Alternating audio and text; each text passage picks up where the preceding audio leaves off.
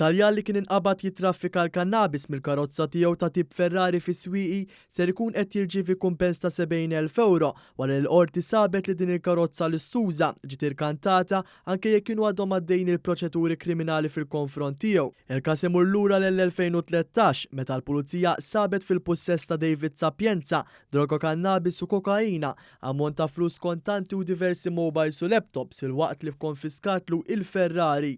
Ir-raġel kien telaq lejn l-Italja fejn hemmhekk talab biex jidher quddiem il-qorti Taljana għar-rejat li wettaq Malta li mbagħad kienet weħlitu sentenza ta' 3 snin ħabs.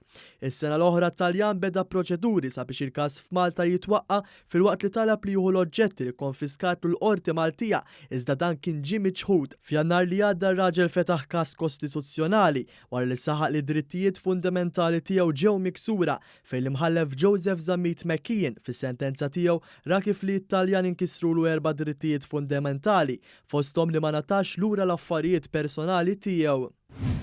Ukren ċaħat l-akkużi li nhar il-ħamis li għadda irrikatta insulta u beżaq fuq membri tal-pulizija. Denis Mazenajo ta' 41 sena ġie akkużat li fid-daħla tal-belt ma wobdix l-ordnijiet tal-pulizija billi rreżista l-arrest, kiser il-paċi pubblika u li kien fis-sakra. Il-Maġistrat Audrey Demmiko li laqgħet it-talba l-ħelsien mill-arrest fuq depositu ta' 300 euro u garanzija personali ta' 2500 euro. Il-qorti ordnat ukoll li l-akkużat għandu jmur jiffirma fl-assa u jkun id-dar bejn 8 ta' filgħaxija u 8 ta' filgħodu.